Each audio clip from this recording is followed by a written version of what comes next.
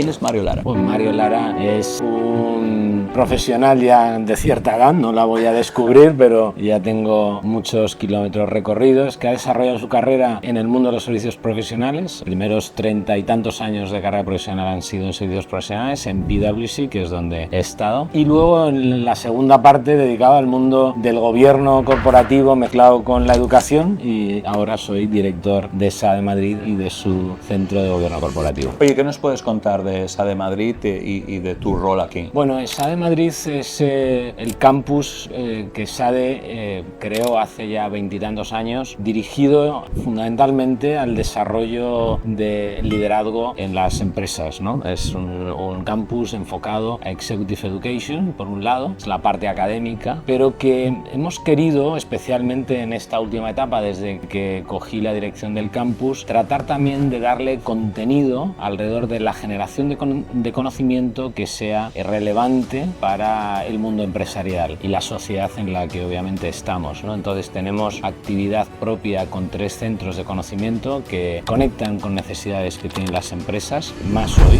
¿Por qué es más relevante hoy el gobierno corporativo? Entonces es relevante por varios motivos, ¿no? Uno, porque permite un alineamiento entre los dueños de una compañía, que son los accionistas, sus administradores, que pueden ser persona única o varias, administradores personales o un consejo de administración, y los ejecutivos. No siempre estos 3 colectivos coinciden, y en empresas cotizadas, por supuesto, pero en empresas privadas pasa cada vez más. El gobierno corporativo te permite alinear el interés de estos 3 colectivos, lo cual, si eres accionista, es un tema como muy interesante. Los ejecutivos que dirigen la compañía están supervisados por un consejo de administración que va a asegurar que lo que a mí me preocupa, ellos lo van a ejecutar. Entonces, yo creo que esto, quien lo entiende y lo desarrolla, tiene un elemento muy poderoso para desarrollar su proyecto, porque estamos hablando de aspectos que tienen un impacto en la sostenibilidad a largo plazo de esa compañía mayor, ¿no? Bienvenidos a Just B2B Leaders, un podcast en el que entrevistamos a líderes de empresas B2B cuyo objetivo es generar mejor negocio, más predecible y más escalable a través de la transformación de sus organizaciones. Hola a todos, gracias de nuevo por conectaros a Just B2B Leaders, el podcast para los líderes en B2B. En esta ocasión tenemos a Mario Lara. ¿Quién es Mario Lara?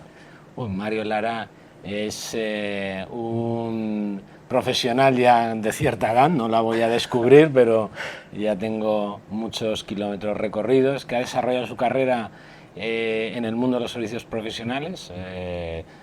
Mis primeros 30 y tantos años de carrera profesional han sido en servicios profesionales, en PwC, que es donde he estado, y luego en la segunda parte dedicado al mundo del gobierno corporativo mezclado con la educación, y ahora soy director de SADE Madrid y de su centro de gobierno corporativo.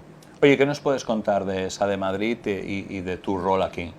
Bueno, SADE Madrid es el campus que SADE creó hace ya 20 y tantos años, dirigido fundamentalmente al desarrollo de liderazgo en las empresas, ¿no? Es un campus enfocado a Executive Education, por un lado, es la parte académica, pero que hemos querido, especialmente en esta última etapa, desde que cogí la dirección del campus, tratar también de darle contenido alrededor de la generación de conocimiento que sea relevante para el mundo empresarial y la sociedad en la que obviamente estamos, ¿no? Entonces tenemos actividad propia con 3 centros de conocimiento que conectan con necesidades que tienen las empresas, más hoy. El SADE Geo, que es el primer centro que se creó en Madrid hace ya más de 10 años, dirigido al mundo de la geoeconomía y geopolítica, hoy top en la agenda de cualquier compañía y de cualquier consejo de administración. En segundo lugar, lo creamos hace 5 años, es SADE Pol, generación de conocimiento, debate público alrededor de la política económica, algo que obviamente desde una perspectiva macro y desde una perspectiva micro a todas las compañías y a todas las directivos, ¿no? Que estamos trabajando, pues nos interesa. Hablamos mucho del impacto de las políticas públicas, de la evaluación de las políticas públicas. Y en tercer lugar, el Centro de Gobierno Corporativo, también creado hace 5 años, que dirijo yo, trabajando sobre la agenda que hoy las compañías, sus consejos desarrollan, ¿no? Tratando un poco de impulsar la mejora del gobierno corporativo en el conjunto también del país, ¿no? Oye, porque hablando de gobierno corporativo y de lo relevante que es, ¿por qué consideras que es tan relevante este tema para las compañías? Luego te preguntaré si ves un diferencial entre B2B y B2C. A ver por dónde sales. Hablaremos sobre por qué es más relevante hoy el gobierno corporativo. Yo creo que en los últimos 15 o 20 años, yo creo que hay un momento que es allá por el año 2001, no sé si os acordáis del caso Enron, ¿no? Que fue una crisis que se produjo en Estados Unidos por un déficit muy relevante de buena gobernanza en una compañía. Supuso un impulso en la mejora de las estructuras de gobernanza de todo tipo de compañías, especialmente obviamente las compañías públicas, las compañías que cotizan, por una razón, porque al final hay cientos, miles de pequeños inversores, que podemos ser cualquiera de los que están escuchando o viendo este podcast, que se ven afectados, y por lo tanto en este tipo de compañías se redobla, ¿no? Entonces es relevante por varios motivos, ¿no? Uno, porque permite un alineamiento entre los dueños de una compañía, que son los accionistas, sus administradores, que pueden ser persona única o varias, administradores personales o un consejo de administración, y los ejecutivos. Y no siempre estos tres colectivos coinciden. Y en empresas cotizadas, por supuesto, pero en empresas privadas pasa cada vez más. Entonces, el gobierno corporativo te permite alinear el interés de estos tres colectivos, lo cual, si eres accionista, es un tema como muy interesante, ¿no? Es decir, oye, los ejecutivos que dirigen la compañía están supervisados por un consejo de administración que va a asegurar que lo que a mí me preocupa, ellos lo van a ejecutar, ¿no? Entonces, yo creo que eso es una razón, ¿no? La segunda razón por la que es más relevante es que genera un sistema de check and balances que permite compensar, bueno, pues que a veces tienes ejecutivos, pues a lo mejor más prudentes, que no alcanzan a desarrollar la ambición que el accionista imagina, y tiene un consejo pues que empuja a esos ejecutivos realmente a alcanzar esa ambición. O al contrario, te encuentras con unos ejecutivos que toman riesgo, pues a lo mejor a veces un poquito en exceso, y el accionista no tiene por qué sentir que su patrimonio puede volatilizarse, ¿no?, por un par de decisiones mal tomadas, cosas que ocurren, y las vemos, ¿no?, en los periódicos, ¿no? Y por lo tanto, pues permite bueno, pues que el consejo le pueda un poquito retar, cuestionar y a veces apoyar, ¿no?, para la ejecución de una manera razonable de las decisiones que se han adoptado en línea con el interés de esos accionistas, ¿no? Entonces, yo creo que esto, quien lo entiende y lo desarrolla, pues tiene un elemento muy poderoso para desarrollar su proyecto. Quien entiende el gobierno corporativo como el pepito grillo que le va a poner, le va a cuestionar al equipo ejecutivo el ritmo, las decisiones y tal, pues evidentemente lo verá como un mal menor que tengo que tener, porque la regulación me exige que haya unos administradores, un consejo, pero lo verá como, bueno, a ver cómo puedo evitar qué le cuento y a ver qué no le cuento normalmente, ¿no? Pues para evitar que me enreden mucho en mi día a día, ¿no? Yo creo que ese es un poco el paradigma al que nos enfrentamos, ¿no? Y al que hay que tratar un poco de sacarle egoístamente para los ejecutivos, ¿no? Valor y realmente que sea un elemento de apoyo, ¿no? Porque ¿quién lo suele poner en marcha? Es decir, ¿quién en tu experiencia, quién es en una compañía que no lo tiene implantado? Tengo dos preguntas que me salen así de escucharte, ¿eh? Ya sabes que Nada. ¿Hay un techo de tamaño? Es decir, ¿una empresa familiar le puede parecer atractivo sin estar cotizada? Y luego hay un gobierno corporativo light. Vamos a hablar de dos preguntas muy interesantes, ¿no? ¿Cuáles suelen ser los detonantes, ¿no?, para que una compañía no cotizada dé un paso adelante en la estructuración de un mejor gobierno corporativo? Pues puede haber muchas razones, pero como no tenemos mucho tiempo, vamos a tratar de centrarnos en dos que estoy seguro que tus alumnos lo han vivido, algunos de ellos en primera persona. En empresas familiares suele ocurrir cuando hay distintas generaciones que han ido pasando, ¿no?, desde que la compañía nace, y algunas de estas generaciones se empiezan a despegar de la gestión, pero siguen siendo accionistas. Hay grupos empresariales creados hace 2-3 generaciones que ya tienen a lo mejor 20, 30, 40 accionistas y todos no están en la gestión. Y entonces el que no está en la gestión y tiene un 6%, un 7%, un 8%, dice, oye, yo quiero tener información de lo que está pasando, yo quiero participar no de las decisiones micro, pero sí de las grandes decisiones, del plan estratégico, la aprobación, y las cuentas realmente reflejan los estados financieros, etcétera, etcétera. Entonces, ese suele ser un detonante, cuando las compañías familiares pasan de unas generaciones a otras y el accionariado empieza un poco a desarrollarse. Otro momento detonante de la creación de estructuras de gobernanza un poquito más sofisticadas en compañías no cotizadas suele ser la entrada de un fondo, de un socio financiero.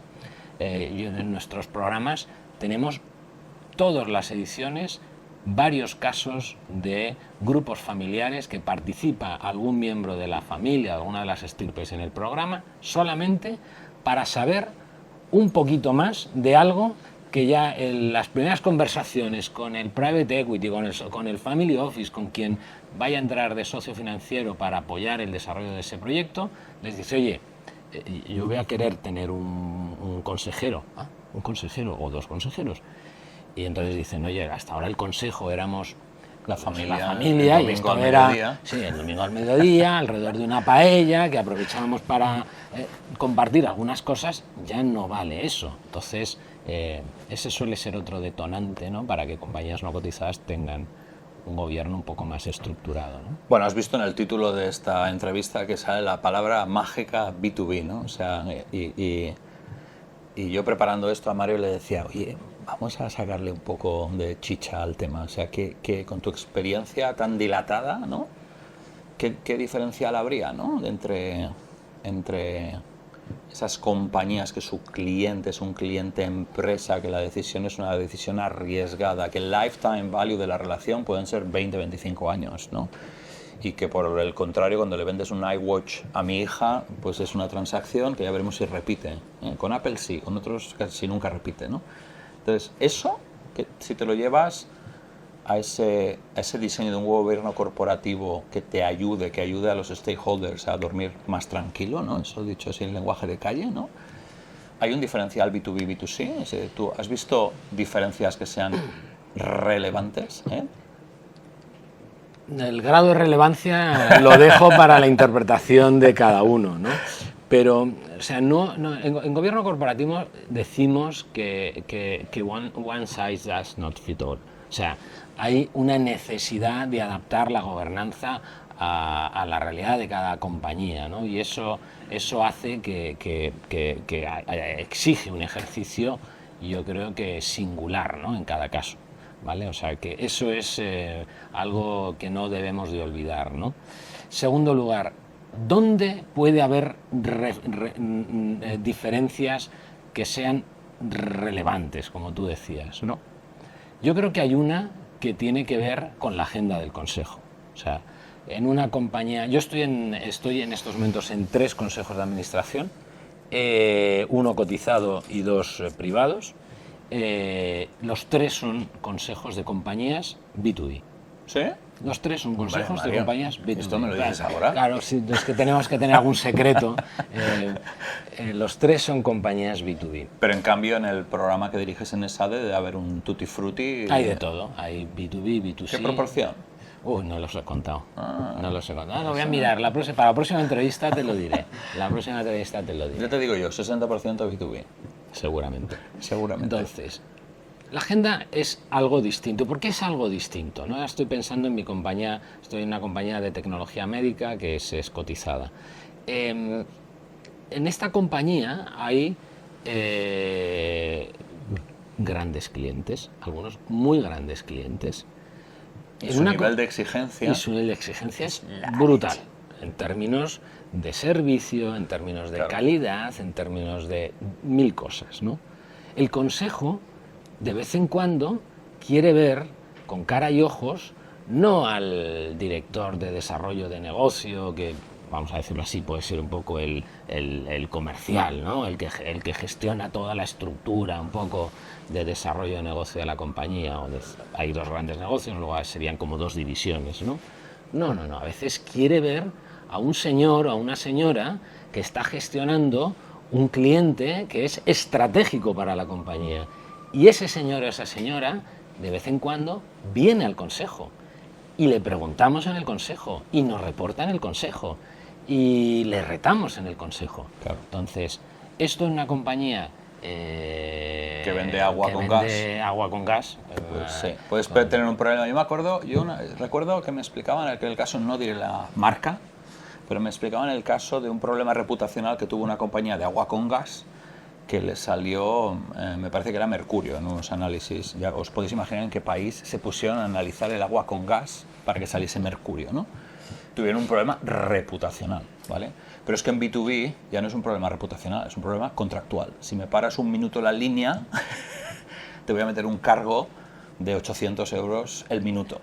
Y si además no cumples, ¿no? O sea, el riesgo, yo creo que preparando un poco esta entrevista, yo lo pensaba, ¿no? Al final, gobernanza corporativa va de gestión de riesgos, ¿no? Somehow. Totalmente.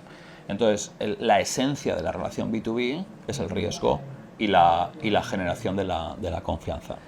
Entonces, ese aspecto, es decir, en la agenda, en las personas con las que se relaciona el consejo, pues hay diferencias y yo creo que son relevantes. Y luego yo creo que también en el perfil de los consejeros, ¿no? Creo que en una compañía B2B, si ya en cualquier compañía es importante tener ejecutivos o antiguos ejecutivos que hayan tenido trayectorias en ese sector, en ese mundo, en una compañía, en el consejo de una compañía B2B, a mi juicio, es un poquito superior ese grado de necesidad, ¿no? Porque estamos hablando de aspectos que tienen un impacto en la sostenibilidad a largo plazo de esa compañía mayor, ¿no? Si se volatiliza 2, 3 grandes clientes de una compañía B2B, es que el impacto es brutal. Si se te volatilizan 2 o 3 miles de clientes de esos que tu hija, que se acerca a una tienda, ¿no? Que le vendan un device tecnológico, bueno, pues hombre, le hará algo de pupa, pero tampoco se va a morir la Porque no son compañía. clientes, son usuarios. Para mí los consumidores son usuarios de algo que les dejamos un rato y luego se estropea. Entonces, esto es para mí, si tuviera que destacar 3 cosas relevantes, serían esas. Y luego hay una cosa en la configuración del consejo que quizás es todavía más relevante, ¿no? Simplificando, podemos tener consejos como en 3 estadios de desarrollo. Es más sofisticado que esto, pero vamos a tratar de simplificarlo, ¿no? El consejo, que no nos queda más remedio que tener por un requerimiento, voy a decirlo así, normativo, un tema de puro cumplimiento, ¿no? Bueno, pues ese consejo lo tendremos pues para lo básico, lo que la regulación nos exija, ¿no?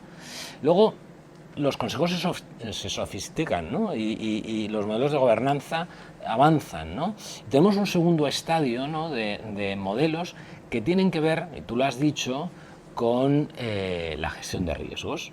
Hay riesgos de cumplimiento, pero hay otro montón de riesgos que no son puramente de cumplimiento. Riesgos geopolíticos, riesgos de la ciberseguridad, riesgos financieros, y entonces los consejos dan un salto hacia adelante en su desarrollo y entonces cambia el perfil, cambia la agenda, cambia el modelo de gobernanza, ¿no? Yo creo que en una compañía B2B hay que aspirar a dar todavía un salto más allá de los riesgos, que es el consejo con un perfil más estratégico, ¿no?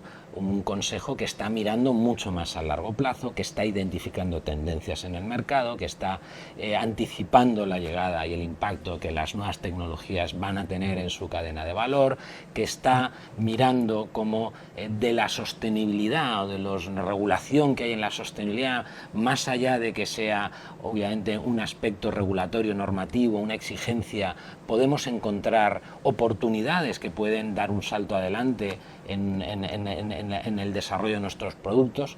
Entonces, yo creo que esas compañías que ambicionan, ¿no?, ir un paso más allá necesitan consejos más estratégicos, ¿no? Y yo veo que las compañías B2B han de aspirar a ese tercer estadio de desarrollo en la gobernanza de sus compañías. Oye, porque si tú eres una compañía de Zaragoza, ¿no?, con 25 empleados, con 6 años de vida, que estás escalando bien, double digit growth, tanto en gente como en facturación. ¿En qué punto, esto es solo para, quién se lo puede permitir un consejo y la gobernanza corporativa? ¿Cuál sería el break-even? Es decir, oye, a partir de aquí ya te lo tendrías que plantear y te lo deberías poder permitir. Y te he hecho una pregunta antes que no me has respondido, que es lo del light, la gobernanza corporativa light. ¿Habría una versión light? Hay una versión light de la gobernanza corporativa que lo tienen muchas compañías cada vez más. Típica compañía familiar o de 3 o 4 socios que no quieren que un tercero intervenga porque puede desequilibrar, vamos a decirlo así, los a veces difíciles equilibrios, ¿no?, que hay entre estirpes familiares o entre los 3-4 socios de una compañía, pero sin embargo aspiran a complementar las capacidades de esos 3 o 4 que están en el consejo con gente que les aporte, pues a lo mejor una visión estratégica de un determinado sector o ahora en los ámbitos de sostenibilidad que pueden generarles oportunidades o de tecnología por los impactos, y no lo tienen dentro de los 4 consejeros que son, ¿no?, de las estirpes o de los accionistas, ¿no? Se crean consejos asesores. Esto es muy habitual, a veces incluso funcionando como casi cuasi consejos. No tienen la capacidad de decidir, no votan, pero evidentemente aportan criterio, opinan, retan, o sea, cumplen buena parte de las funciones de un consejo de administración, excepto la toma de decisiones, que corresponde solo a los miembros de la familia que están en el consejo o a los socios que crearon esa compañía y han desarrollado. Ese es un modelo que lo vemos cada vez más habitual, Entonces, tiene una ventaja para el que está en el consejo asesor.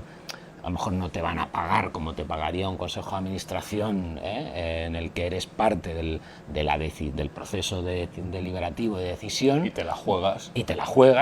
En este no te la juegas, pero probablemente para la persona que está en esos consejos asesores, el valor que ve que puede aportar por su expertise, por su background, es mucho mayor que a lo mejor si estás en el consejo, donde estás más constreñido, ¿no?, por los temas más puramente regulatorios o de cumplimiento. ¿Cuál es la economía de referencia para esto? ¿Estados Unidos? En Europa nos miramos más al Reino Unido. Sí. En Europa nos miramos más al Reino Unido, hay algunas diferencias con el mundo americano. en gobernanza que a veces en Europa pues Es la tercera vez esta semana que alguien me da una respuesta parecida respecto a mi Estados Unidos, los ingleses. Sí. Yo creo que en Europa el modelo británico... Porque están a medio camino entre lo súper arriesgado. Alguien me decía que entre Europa y Estados Unidos hay un intermedio que se llama Canadá, ¿no? O sea que Puede ser. Los que conocéis Canadá son igual de cañeros, pero un poco se pasan menos de frenada, ¿no? Hay, por simplificarlo, en Europa hemos desarrollado modelos de gobernanza hard and soft, ¿no? Hay normativa, hay regulación, hay leyes de sociedades de capital en todas las jurisdicciones y luego ha habido progresivamente un desarrollo de códigos de buenas prácticas que no son obligatorios, pero de alguna manera te orientan hacia lo que se considera la mejor práctica, ¿no? Es el mercado el que te valora tu nivel de acercamiento a esas buenas prácticas. Es un poco el modelo europeo, que se resume en esto de cumplir o explicar, ¿no? Comply o explain, ¿no? Que es un poco... En Estados Unidos solo hay hard law y tú cumple la ley y si no vendrá el regulador detrás con la vara y te dirá, si no has cumplido te pegará así en la mano, ¿no? Sí. O sea, es más simple, es más directo, es más exigente. Bueno, sabes que yo estoy muy americanizado porque he vivido muchos quarters de empresa americana y entonces lo tengo grabado en el... y van un poco a piñón. Oye, última pregunta, pero te la hago cuádruple. Venga. Venga, ponemos el gobierno corporativo en marcha en una compañía que a priori no se lo estaba planteando. La compañía es B2B, con lo cual destacamos un poco de que esto encaja muy bien porque es un buen gestor de riesgos y un buen planificador estratégico. Retos que nos enfrentamos, habilidades que son útiles. Y la tercera, que es la que más me interesa porque es un poco mi pasión, ¿cómo esto afecta a la cultura? Que yo le llamo cultura B2B, a la cultura de negocio. Es decir, ¿podría pasar que fruto de una implantación de un gobierno corporativo en una compañía que no lo tenía, vayamos más asustados por la vida en la relación con el cliente? ¿Cómo crees que afectará a esas relaciones que te imaginas B2B, ¿no? Es decir... Bueno, vamos a ver, retos, ¿no? Muy sintéticamente. Sí, 2 líneas de cada. Retos, habilidades e impacto sobre la cultura. Yo creo que el reto fundamental es, primero, tener un presidente de ese consejo que realmente crea en el valor de un gobierno corporativo y tener buenos consejeros que realmente aporten valor a los ejecutivos y obviamente a los accionistas, ¿no? Yo creo que con un buen presidente que entienda esto y buenos consejeros, la gobernanza va a ir fenomenal y probablemente va a ser útil a ejecutivos y accionistas, ¿no? Habilidades, has dicho, ¿no? Competencias. Pues yo fundamentalmente creo que es muy importante que los consejeros de estas compañías tengan un conocimiento muy profundo, al menos una parte relevante de esos consejos, un conocimiento muy profundo del negocio, ¿no? Por lo que hemos hablado antes, ¿no? Del valor de la creación de relaciones a largo plazo, del valor de trabajar en partnership, porque son las formas habituales en las que vamos a desplegar las estrategias. O sea, tienen que ser vituberos, ¿no? O sea, tienen que ser vituberos. Tienen que tenerlo clarinete, ¿no? Sí, porque claro, tener en un consejo una compañía B2B, bueno, no digo que todos, pero yo creo que mayoritariamente tienen que venir del mundo B2B, creo, en mi opinión. Yo creo que aporta mucho valor, ¿no? Cultura. Lo montamos, pasa un año... Mira. Y yo cultura, de manera muy sencilla, para mí la cultura es la mentalidad de la dirección general que se traduce en su comportamiento, que es observado por el grupo y que eso es observable por el cliente. En B2C no, En B2C el comportamiento del vendedor de la tienda Apple al que compra un iWatch en 14 minutos le importa un huevo el comportamiento. En cambio en B2B, al directivo que se la juega comprando una solución muy innovadora de Cepsa, y tiene que decidir vamos o no vamos, el comportamiento de los interlocutores es brutal, ¿no? Entonces, lo que te estoy preguntando técnicamente es, tras un año de implantación del gobierno corporativo, ¿tú crees que hay algún efecto sobre el comportamiento de los profesionales que tratan con el cliente empresa? La cultura crea las condiciones necesarias para que un proyecto, una estrategia desplegada por un grupo de directivos y profesionales tenga éxito. Crea las condiciones.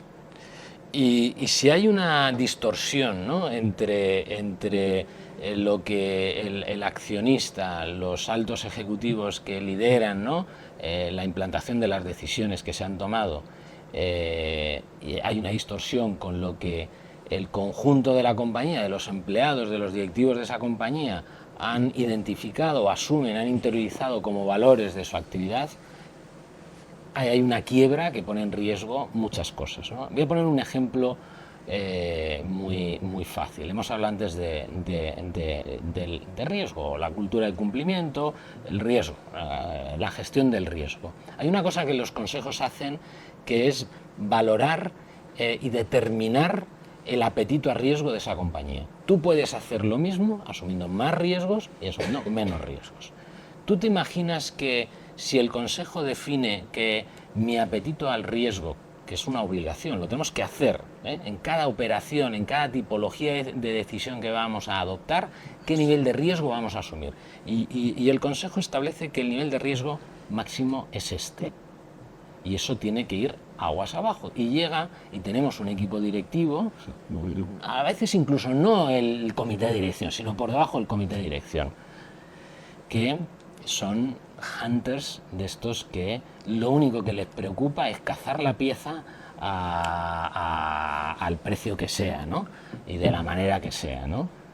Pues eso va a saltar en algún momento, y eso al final el mercado, los clientes lo van a identificar, lo van a detectar. Tú estás manifestándote desde arriba en un sentido de nivel de riesgo a adoptar, y lo están ejecutando o por debajo o por arriba. Eso al final te destroza en el mercado. A lo mejor no la primera vez, porque pasa solo en una operación. Tu respuesta, tú dices de alguna manera que a ver, la consistencia, ¿no? Tiene que haber, totalmente. Y de en arriba, B2B abajo. yo te diría que más, ¿no? Mucho más. Porque mucho en B2C tú al final le puedes poner en letra muy pequeña que aquello lleva no sé qué material, que Y produce volvemos a lo adicción cuando mismo. te tomas la patata, pero como está tan pequeña, ya ni lo lees, ¿no? Pero en B2B...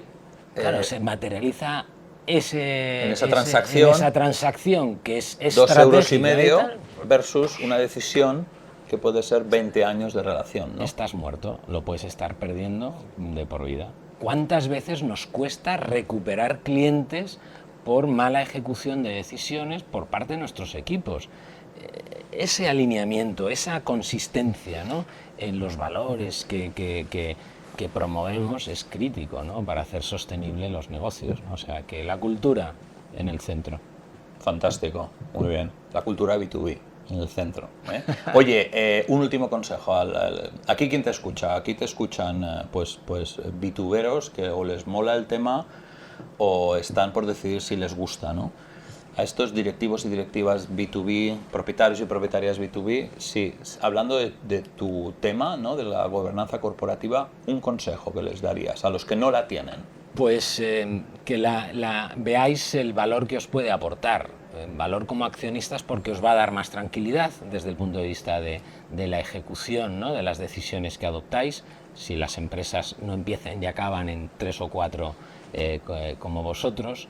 Si sois ejecutivos B2B, os va a hacer mejores ejecutivos. Yo digo que un buen consejo a un ejecutivo lo hace mejor ejecutivo, porque le obliga a ser más riguroso, le obliga a estructurar mejor sus propuestas, le obliga a escuchar y a entender lo que le están diciendo, porque a lo mejor desarrolla mejor la idea inicial que él tenía. Yo creo que es bueno para los accionistas, sí, y es bueno para los ejecutivos. Yo siempre digo, un buen manager, que es el que fabrica gente, su objetivo debe ser subir el listón. Entonces tú dices un poco el gobierno corporativo sube el listón, ¿no? Clarísimo. Fantástico. ¿Nos quedamos con este titular o qué? Fantástico. Ahí lo tienes. Muchísimas gracias. Oye, gracias por haber seguido nuestro podcast y nos vemos en el siguiente.